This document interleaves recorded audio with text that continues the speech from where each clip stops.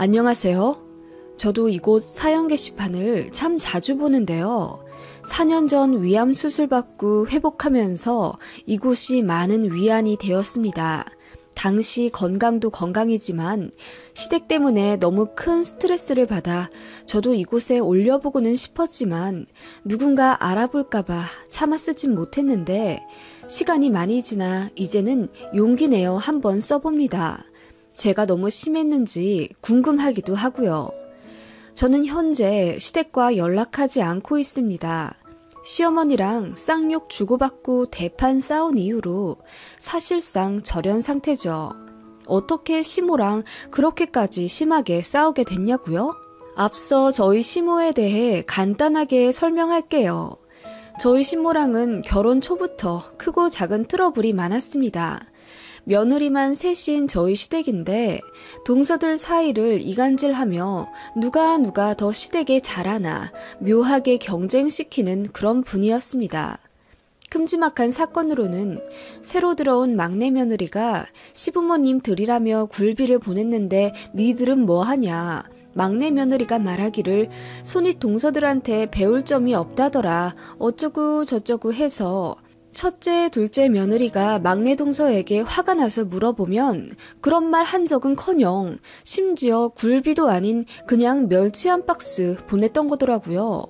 뭐 첫째 며느리 연봉이 1,500만 원이나 올랐다 어쩐다 하며 다른 며느리들 기 죽여놓곤 나중에 확인해보면 전혀 사실이 아닌. 뒤늦게 진실을 알게 된 며느리들이 시모에게 항의하자 시모는 모르쇠로 일관하며 착각했다고 하며 도리어 며느리들이 시어머니 잡는다며 피해자이신 척 하더라고요. 지금 생각해보면 약간 소시오패스 끼가 있는 분이 아닐까 싶은데요. 아무튼 이런 일들이 비일비재했습니다. 시어머니 때문에 결혼 초반 서로 미묘하게 사이 안 좋았던 며느리들은 모든 오해를 풀고 나중엔 똘똘 뭉쳐서 끈끈해졌어요. 그래서 셋째 며느리가 들어온 지 2년 좀 지나서부터 시어머니에게 역공격 작전을 펼치기 시작했죠. 어머님, 우리 막내 동서가 그런 말 한 적 없다고 하는데 왜 또 거짓말이세요? 아니, 거짓말이라니. 내가 나이가 먹어서 깜빡깜빡한다. 좀 헷갈릴 수도 있는 거지. 거짓말했다고 몰아가는 게냐? 어머님, 깜빡깜빡 하시다뇨. 벌써부터 그러시니 걱정이네요. 병원이라도 알아봐 드릴까요? 아무래도 뇌검사를 좀 받아보셔야겠어요. 뇌검사? 치매라는 거냐? 니들 진짜 웃긴다. 하시며 속상하다고 아들들한테 하소연하셨습니다. 이 과정에서 시모는 며느리들에게 깊은 앙심을 품게 되신 것 같아요. 사실 안 그래도 시어머니 때문에 형제들 모두 부부싸움을 자주 했거든요. 특히 막내 서방님 부부 사이가 심각하게 좋지 않았습니다. 막내 동서가 저에게 시어머니 너무 싫다고 하소연도 많이 했었는데 둘이 몇 년 동안 사내에 만에 싸우다가 결국 이혼하더라고요. 그래서 막내 서방님은 이혼 후에 시어머니를 아예 안 보고 삽니다. 첫째 아들인 형님네는 호주로 이민을 가게 됐고요. 그 불똥이 고스란히 저에게 튀었죠. 솔직히 막내 아들네가 그렇게 되면 아무리 어른이라도 본인 잘못을 좀 뉘우치고 변할만 하지 않나요? 저희 시어머니는 막내 서방님이 이혼한 이유가 며느리들이 제대로 집안 컨트롤을 못해서라며 저희 탓을 또 하더라고요. 니들이 잘 좀 해서 막내 동서를 달랬어야지. 손이 동서들이 돼가지고 막내가 그렇게 이혼할 때까지 손을 놓고 있었다냐? 형제 식구들이 잘 되면 어머님 덕분, 못하면 다 저희 며느리들 탓이라며 그렇게 결혼하고 15년 넘게 괴상한 시어머니로부터 스트레스를 엄청 받고 살았습니다. 아들들도 어머니에게 진절머리는 나지만 솔직히 아들 셋 모두 괜찮은 대학 들어가서 밥벌이 잘하고 살거든요. 그렇게 만드신 공이 솔직히 말해 시어머니십니다. 시아버지는 공무원 생활을 오래 하셨긴 했지만 친구들을 워낙 좋아해서 술값으로 거의 돈 다 써버리시고 퇴직하고 나서는 그나마도 모은 돈을 몽땅 주식으로 까먹어버리셨어요. 실질적인 가장 노릇은 시어머니가 하셨고 교육열이 높으셔서 세 아들 모두 잘 가르쳐 놓으셨습니다. 그런 점 때문에 솔직히 본인 어머니가 이상하다는 걸 알면서도 자식들 입장에서는 매몰차게 뭐라고 할 수가 없었던 거죠. 시어머니가 사실상 아들들한테는 끔찍했으니까요. 그리고 조금이라도 반항하면 시어머니는 거의 식음을 전폐하며 머리 싸매고 방을 한 발자국도 안 나가십니다. 고집이 대단하세요. 그래서 형제들이 택한 생존 방법은 어머님 앞에선 어머님 편을 들고 부인 앞에선 부인 편들기였어요.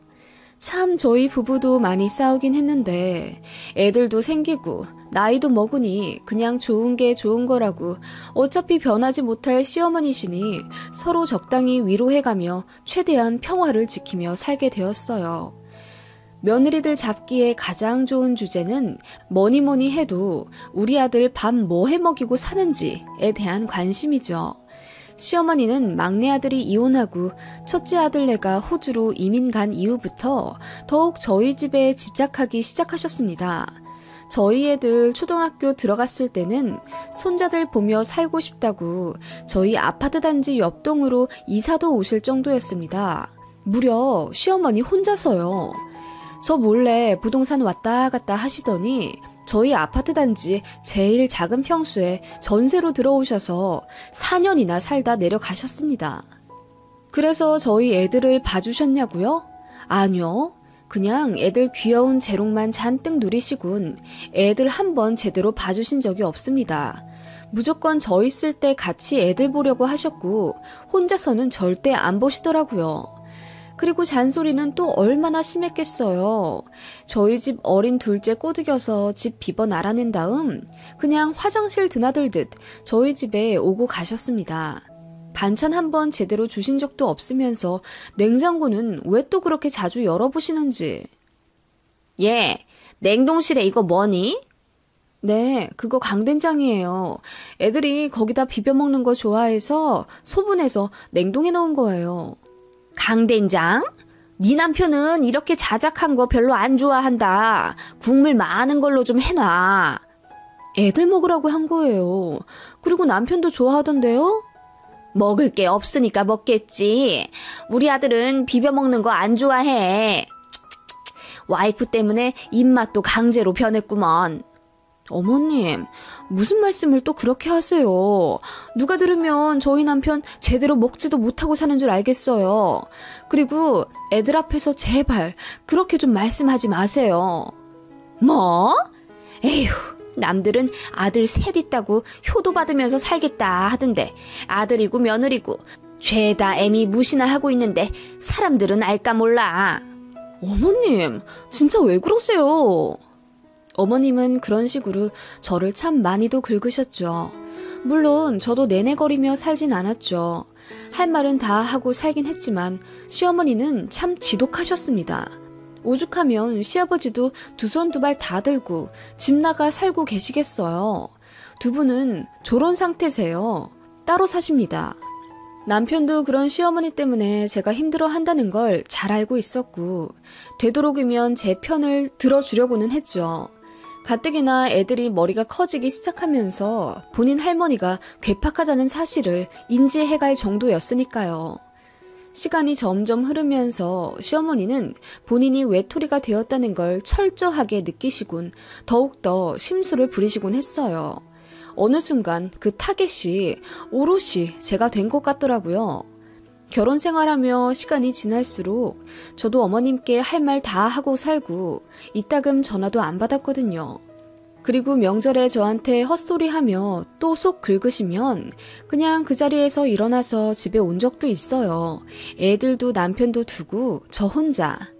솔직히 십수년 동안 별 사건이 다 있었는데 어머님이라고 저를 좋아하시겠어요? 미운 정도 아니고 그냥 제가 미우신 것 같더라고요. 그래도 남편이랑 애들 덕분에 이혼 생각까지는 하며 살진 않았지만 시어머니로부터 시집살이를 겪으면서 받은 스트레스는 정말 무시 못했습니다. 그러던 어느 날 심한 복통으로 병원에 가게 되었고 평소처럼 그냥 위염이려니 하고 약만 받고 가려다가 어떻게 하다 보니 위 내시경까지 받게 되었습니다. 그 결과 위암 진단을 받게 되었죠. 중학생, 초등학생인 저희 아이들이 제일 먼저 생각나더라고요. 그래도 그나마 천원인 것은 암 형성 초기에 발견되었다는 사실이고 수술로 어느 정도 긍정적인 치료를 기대할 수 있다는 것이었습니다. 그래도 제가 암이라는 사실은 참 하늘이 무너지는 충격이었습니다. 가족력도 없었기에 저희 친정 역시 난리가 났었죠. 제 인생 중 유일하게 스트레스 많이 받은 게 바로 시어머니와의 갈등인데 그런 고부 갈등으로 인한 스트레스로 암이 유발된 것은 아닐까 하시며 친정 부모님이 정말 많이 슬퍼하셨습니다.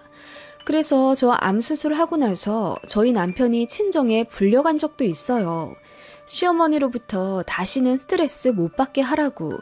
안 그러면 이혼시키고 애들까지 저희 친정 부모님이 다 데려와 키우시겠다면서 그야말로 엄포를 놓으셨습니다. 남편도 눈물로 후회하며 그동안 일에 바빠 은근히 저와 시어머니와의 상황을 외면했던 지난날을 사과했어요. 미안해. 내가 중간에서 더 잘했어야 했는데 정말 미안해. 됐어. 암 걸린 게 꼭 어머님 때문이라는 증거도 없는데. 아니야. 당신 우리 엄마 때문에 스트레스 많이 받아 했잖아. 내가 정말 미안해. 이제부터 정신 똑바로 차리고 중간 역할 잘할게. 나 믿어줘. 그러니까 수술 잘 받고 이제부터 더 건강해지자. 남편은 그렇게 앞으로 평생 제 편이 되어주겠다며 눈물로 약속했고 저는 암 진단 받은 그 다음 주에 바로 입원해 검사받고 수술을 받게 되었어요. 펫CT 찍어서 다른 곳 전이된 사실 없다는 것까지 확인한 뒤 그렇게 수술 잘 마치고 열흘 만에 집에 돌아왔습니다. 그래도 수술은 수술인지 온몸에 기력이 하나도 없고 너무 힘들더라고요. 며칠 동안 내내 굶다 미음 조금 먹기 시작했으니까요. 그동안 아들놈들이 빈집 엉망으로 해놓을 거라 생각했는데 문 열자마자 깜짝 놀랐네요. 그래도 제 엄마 아프다고 지들끼리 제목까지 열심히 대청소 해놨더라고요. 그거 보고 얼마나 울었던지. 아무튼 그렇게 수술받고 회복하면서 친인척들 위로 전화를 참 많이도 받았네요. 미국 간 형님이 이혼한 저희 막내 도련님 전처한테까지 연락을 하셨나 보더라고요. 전 막내 동서가 울면서 전화 왔더라고요. 그래도 며느리들 사이는 꽤 각별했거든요. 그런 와중에 시어머니는 딱 한 번 문자로 수술 잘 받거라 메시지 온 것 말고는 병문 안 오시거나 전화도 일체 안 하시더라고요. 입장 바꿔서 만약 시어머니가 암 수술을 받으셨는데 며느리인 제가 그렇게 행동했다면 어머니 아마 뒷목 잡고 쓰러져서 중내산해 하시고 저에게 쌍욕을 퍼부으실 분입니다.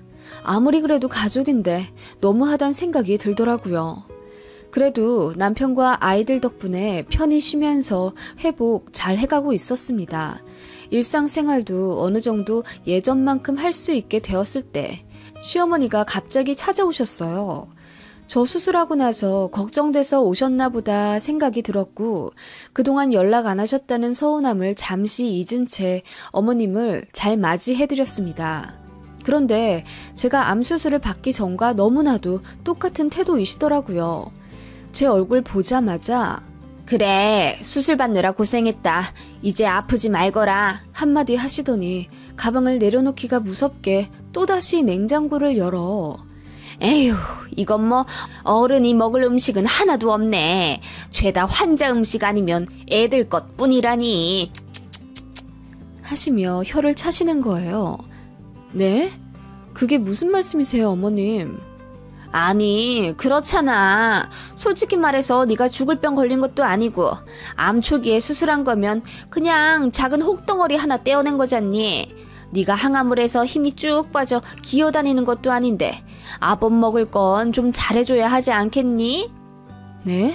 어머님 제가 초기였던 건 맞지만 그래도 암 수술이었고 이제 겨우 죽 조금 소화시켜요.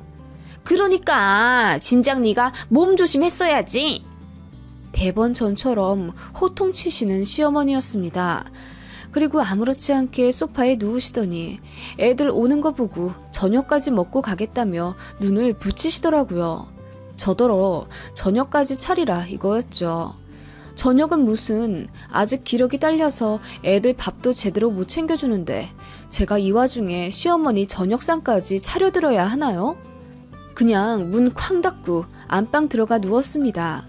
거실에서 뭐라 궁시렁거리시는 소리가 들리면서 현관문 크게 닫히는 소리가 들리더라고요. 나가셨더라고요. 그 일이 엄청 화가 나셨는지 시어머니는 집에 돌아가시자마자 문자로 저에게 막 뭐라 퍼부으시더라고요. 아프다고 시애미도 안 보이는 싸가지 없는 며느리라면서 집에 돌아오는 길에 얼마나 울었는지 앞이 안 보여서 넘어졌고 무릎에 피가 철철 난다 어쩌고 저쩌고. 그렇게 아프신데 문자는 어떻게 그렇게 길게 쓰셨는지 그냥 답장도 안 하고 남편에게 넘겼습니다. 남편은 문자 보자마자 얼굴이 벌개지며 바로 시어머니에게 전화하며 제발 그러지 좀 말라고 화내더군요. 그러면서 이제 집에 오지 마시라고 큰소리 치면서 남편이 끊었고 그렇게 그날은 마무리된 듯 했습니다. 그런데 며칠 뒤 정말 황당한 사건이 일어나죠. 시어머니가 웬일로 저에게 택배 보냈으니 잘 챙겨 먹으라는 문자를 보내시더라고요. 그리고 이튿날 정말로 무거운 아이스박스가 하나 도착했습니다. 어머님이 웬일인가 싶었고 드디어 본인이 너무 하시단 걸 깨달으셨나 하는 생각이 들었어요. 이렇게 저 챙겨주신 적 처음이었거든요. 아이스박스를 열어보는데 뭔가 매캐한 냄새가 나더라고요. 이게 뭔가 하고 활짝 열어본 후 저는 깜짝 놀라 입이 다물어지지 않았습니다. 매운 불족발 2kg에 쑥떡 한가득, 닭똥집 튀김, 수제 돈가스 등등 제가 먹지도 못할 것들이 한가득 들어있더라고요. 어쩜 귀신같이 맵고 기름지고 소화 안 되는 것만 골라 넣으신 건지 너무 황당하고 소름이 끼쳐서 손이 덜덜 떨리더라고요.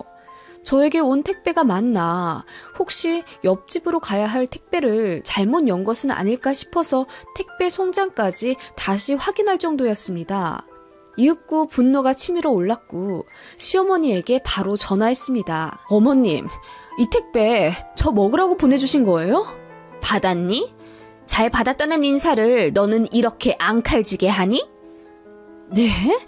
위암 수술하고 한 달도 안 된 저한테 매운 불족발을 먹으라고 보내신 게 정말 맞다고요? 그래, 그거 포장한다고 고생했는데 안 터지고 잘 갔지? 어머님, 진짜 해도 너무하신 것 아니에요? 제가 참다 못해 소리를 질렀습니다. 그러자 시어머니도 똑같이 소리를 지르시며 본인이 뭘 잘못했냐고 되려 따지시더라고요. 그리고 덧붙이는 말이 내가 너 먹으라고 보낸 거랬니? 잘 챙겨 먹이라고 보낸 거잖아, 네 남편.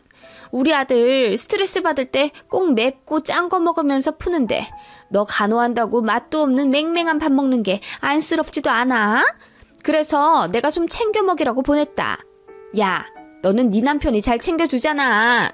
그래서 난 내 아들 챙긴다. 왜? 그 말에 제가 어머님이 보내신 문자를 다시 확인했어요. 네, 어머님 말대로 잘 챙겨 먹어라가 아니라 잘 챙겨 먹여라 였더라고요. 제가 잘못 본 거였더라고요. 더 열받았습니다. 미음에서 죽으로 넘어간 지 얼마 되지도 않아 아직 기력도 없는 제가 남편 간호받으며 편히 있는 게 그렇게 눈꼴 시려우셨던 걸까요? 워낙 전적이 화려한 시어머니라 그런지 저 엿먹이라고 일부러 보낸 게 확실하다는 생각이 들었습니다. 어머님, 이딴 택배 보내니 즐거우세요? 뭐? 이딴 택배? 남도 이렇게는 안 하겠어요. 네? 아니, 이번 기회에 그냥 남 하시는 거 어떠세요? 뭐? 인연이 보자 하니까 네 천박한 친정에서 그렇게 가르치디? 어? 어떻게 시애미한테 그렇게 말을 처하고 지랄이야? 뭐라고요? 그래, 우리 친정에서 가르쳤다. 인간 같지도 않은 것한테 인간 취급하지 말라고 우리 현명한 친정엄마가 늘 하신 말씀이다. 왜? 뭐? 인연이 미쳤나? 미쳐서 지랄하는 건 당신이야. 왜? 또 아들한테 전화해서 울고불고 며느리 때문에 못 살겠다 엉엉 울어보셔. 당신 아들 이제 눈도 꿈쩍 안 할걸? 뭐? 이게 암 걸렸다고 아주 상전납셨네. 내가 우리 아들한테 전화해서 너랑 당장 이혼하라고 해야겠다 아주. 그래요. 남편 오면 내가 물어보죠 뭐. 이 불족발이랑 저 둘 중에 하나 고르라고 해야겠어요. 남편이 어머님 선택하면 남품 반품하고 나를 선택하면 이 쓰레기 같은 불족발 바로 어머님한테 반품할게요. 제가 그렇게 전화를 끊어버렸어요. 결혼하고 처음으로 어머님한테 이렇게 질러본 거였거든요. 상상만 하던 일인데 진짜로 이렇게 내질러버리니 속이 다 시원하더라고요. 10몇 년 동안 쌓였던 게 확 내려가는 기분이더라고요. 그날 남편한테 제가 택배 보여주니 남편이 소스라치게 놀라며 본인 엄마지만 진짜 미쳤다고 하더라고요. 그러더니 시어머니한테 전화해서 있는 소리 없는 소리 다 질러가며 다신 연락하지 말라고 연 끊는다고 하더군요. 네, 그리고 그 불족발 가득 들어있어 쳐다보기도 싫었던 택배는 고스란히 시어머니 집으로 반품해버렸어요. 한여름이라 다 상해서 도착했겠죠. 시어머니도 자존심 상했는지 그 이후로 연락 없고요. 저도 아예 차단해버렸어요. 그 이후로 그 심술보 가득한 얼굴 안 봐서 좋고 그동안 뭐 때문에 그렇게 참았는지 제 자신이 한심하더라고요. 저 하나 참으면 모두가 평화롭다는 생각에 최대한 참고 살았는데 그럴 필요가 없었다는 걸 너무 뒤늦게 알게 되었습니다. 지금은 남편과 아이들 덕분에 건강관리 잘했고 주 3일 운동도 다니면서 이전보다 더 활기차게 생활하고 있습니다. 아직 산정특례자이지만 조금만 더 있으면 완치 판정 받네요. 시어머니는 가족들 아무도 연락이 안 닿아 혼자 외롭게 지내신다고 하더라고요. 저도 시구모님께 들은 바예요. 저더러 좀 가보라고 말씀하신 게 아니라 시구모님도 시어머니한테 당하신 게 많아서 꼬시다는 뉘앙스로 저에게 전해주신 거고요. 아무튼 이런 일이 있었습니다. 집집마다 사연 하나씩은 다 있다지만 저희 집이 좀 스펙타클한 것 같기도 하네요.